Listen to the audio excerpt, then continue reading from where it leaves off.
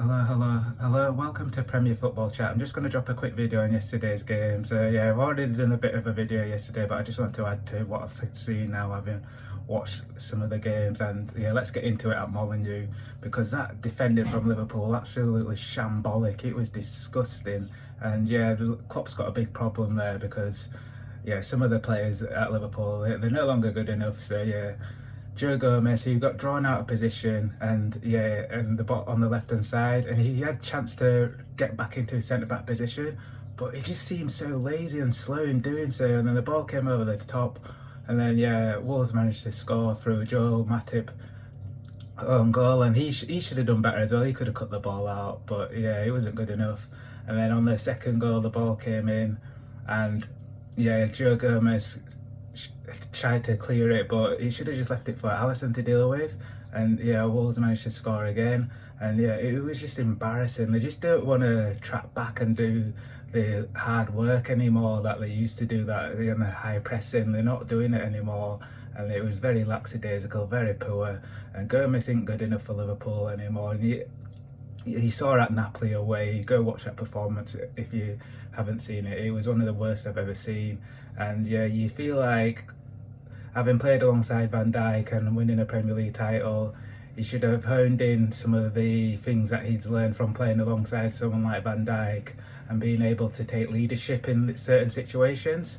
But he doesn't seem to be doing that. And yeah, I think it's time for Liverpool to part ways with him, and maybe even Matip as well. But it's going to be difficult for them, because obviously their club is up for sale, and yeah, the current owners aren't really going to want to spend if they're wanting to sell.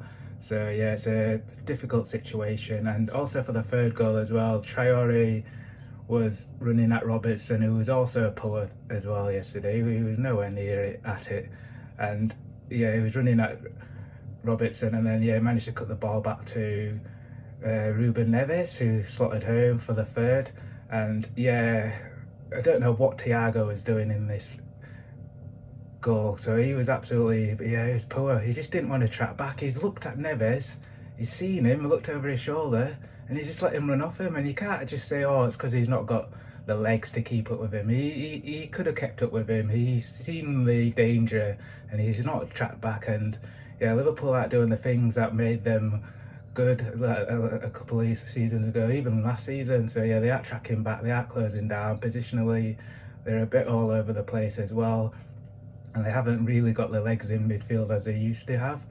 And yeah, Robertson, he wasn't good enough as well yesterday, but I'll give him a pass because he has been outstanding for Liverpool over the years.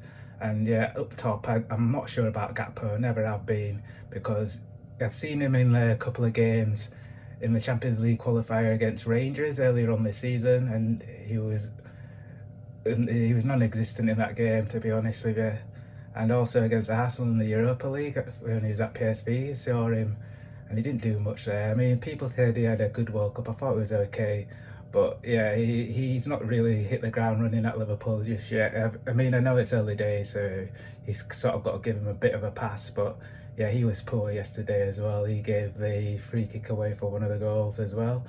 So yeah, Darwin Núñez up top. I've always said Darwin Núñez will come good, but at the moment you're not winning games and you're not taking the chances. So yeah, the pressure's going to be on you as well, because you come from a big fee from Benfica, and obviously you've come in at Liverpool when they finished second last season, and also Haaland came in and Man City finished first, and there wasn't a lot between the two sides. So now there seems to be a bigger gap than ever between the two sides in recent years, and yeah, he's not taking those chances really that he should be doing. And yeah, I always said that he will come good, so we'll have to see if that comes to fruition. I've made a few predictions since I've started this video, and they've come to light, they've come true. So like I said, with Argentina winning the World Cup and Bellingham having a good World Cup as well. So yeah, we'll see what happens on that one. And yeah, well, some more shocking defending was at Villa Park between Aston Villa and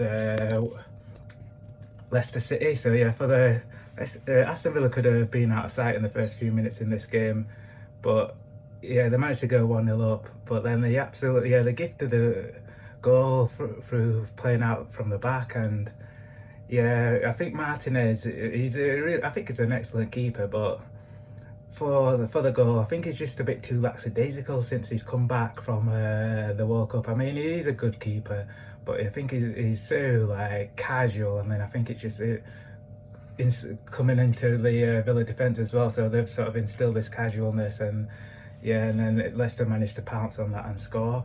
And yeah, Leicester's new signing, I think he's called Tete. He looked like a really good player as well. So yeah, he was causing a lot of problems. So he's one to look out for. And yeah, moving on to the game at the Amex between Brighton and Bournemouth. Yeah, that was a good goal from Matoma. He's looking like an outstanding player, and it was nice to see the reception for Casado that the Brighton fans gave him as well, because obviously it looked like he was going to move at one point, but yeah, Brighton put the foot down and said no, he's not for sale. So yeah, he came off from the bench and got a warm welcome from there. And yeah, in the Brentford game, yeah, Mbeumo, he looked outstanding again. So yeah, Brentford are going really good. And yeah, Nathan Jones. Yeah, Southampton are down. Southampton are down with Nathan Jones. I'm telling you that now. You can mark my words on that one. I just don't think he's good enough. And yeah, let's get into the Everton game at Arsenal. So this was a big game.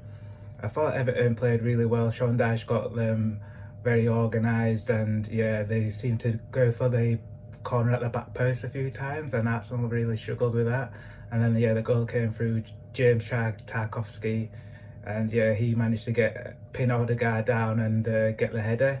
So yeah, I feel like with that one, Arsenal shouldn't have made the substitutions as well, and before the corner, and having Odegaard mark someone like James Tarkowski isn't the one, to be honest. And yeah, Everton will be looking to kick on from here. And yeah, I feel like it's a missed opportunity for Everton, because you look at how Liverpool are doing as well. They could have finished above them if they got things right off the pitch, but for them, they've got bigger fish to fry in terms of trying to stay up in this league. I think they will do now with Sean Dyche, and they do have some good players. Onana was really good as well, and Calvert-Lewin had a good game. He just needs to start scoring goals. And yeah, obviously Man United beat Crystal Palace 2-1. So yeah, Casemiro got sent off in this game, and I don't think it was a red card, to be honest. He had his hands around his neck, but it was around his shirt, to be honest, in the replay that I saw. And yeah, I think there was a lot going on there that the referee could have just like given a few yellow cards. It wasn't too malicious, the brawl that they had. A lot of like pushing and shoving, nothing more to it really. And yeah, Man United had a chance to put Crystal Palace to the sword early on. They had a few chances, but they didn't take them. But we'll see how they get on. They managed without Casemiro and Eriksen, because yeah, last season it was McFred, and obviously they got in Eriksen and Casemiro because they thought that pairing wasn't good enough.